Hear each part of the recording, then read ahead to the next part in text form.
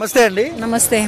Mark శంకర్కి Kalyan గారు తనయుడికి చాలా బాగుంది. అండ్ అన్నా లెజనివా మేడము తిరుపతికి వెళ్ళి 15 లక్షలు అన్నదానం చేసి డొనేషన్ ఇచ్చి సో తలనీలాలు కూడా ఇచ్చారు. ఎలా అనిపిస్తుంది?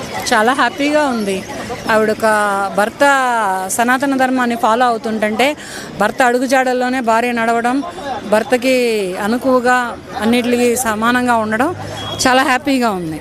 ఒక మహిళలు ఎవరు అయితే ఇప్పుడు ఉన్నటువంటి జనరేషన్లో తలనీలాలు సమర్పించుకోవడానికి ఒప్పుకోరు.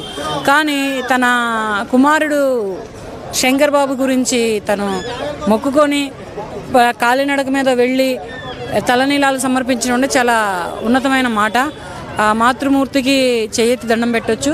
తన బిడ్డని కాపాడమని దేవుడిని కోరుకున్నందుకు దేవుడు తన బిడ్డని తనకు రక్షించి ఇచ్చాడు. అందుకని చెప్పేసి తన తలనీలాలు సమర్పించారు. అన్నదానంలో కూడా మనీ కూడా డొనేట్ చేశారు. దీనికి కూడా చాలా హ్యాపీగా ఫీల్ అవుతారు. అదే ఏంటంటే ఒక కొణిదెల వారి వంశానికి వంశవృక్షాన్ని నిలబెట్టారనమాట ఆ మహిళ. దాన్ని కూడా చాలా గొప్పగా చెప్పుకోవచ్చు. ఆ మాతృత్వానికి చేయెత్తి దండం పెట్టవచ్చు.